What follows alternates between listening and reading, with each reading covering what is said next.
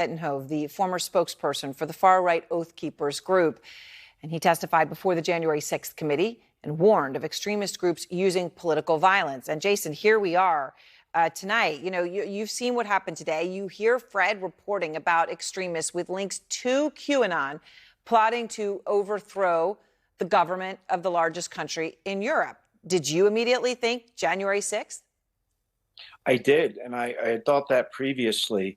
You know, they've got this notion of this day X, which is covered extensively by a New York Times reporter, Katrin Benhold, who did the Day X 5-part podcast series, where she really breaks this down.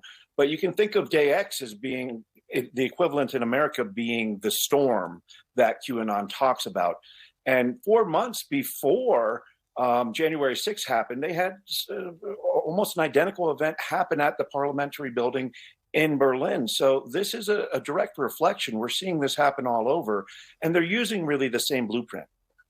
It is pretty amazing to see it, right? I mean, so when you see former President Trump posting at Mar-a-Lago, a prominent QAnon conspiracist, posing for photos.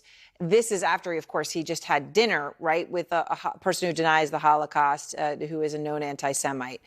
What signal does this send to members of the Oath Keepers, just for instance, or to other far-right groups? Well, again, it's much like we heard during the presidential debates with the stand back and stand by. You know, it's a dog whistle. It's acknowledging that he sees them as part of his base and part of his power structure, and that he possibly intends to use them, much like we saw them employed on January 6th. But it normalizes. I mean, it certainly does, right? I mean, he's appearing with these individuals. So the other context here in the U.S., you know, we talk about attempted overthrow of the government in Berlin, like I said, the largest country in Europe. Investigators in North Carolina suspect extremists are behind that attack on a power station, which cut off power to 45,000 people. In fact, they're pointing to extremists calling for attacks on critical infrastructure. They're zeroing in on extremists targeting this county in North Carolina. They say because a drag show performance was scheduled there. How does this situation in North Carolina, this attack on the power station, play into this, do you think?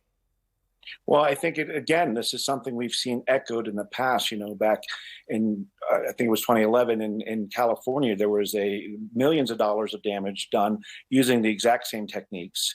There was a prosecution that happened in between then and now in Ohio with people wanting to perpetrate the same actions.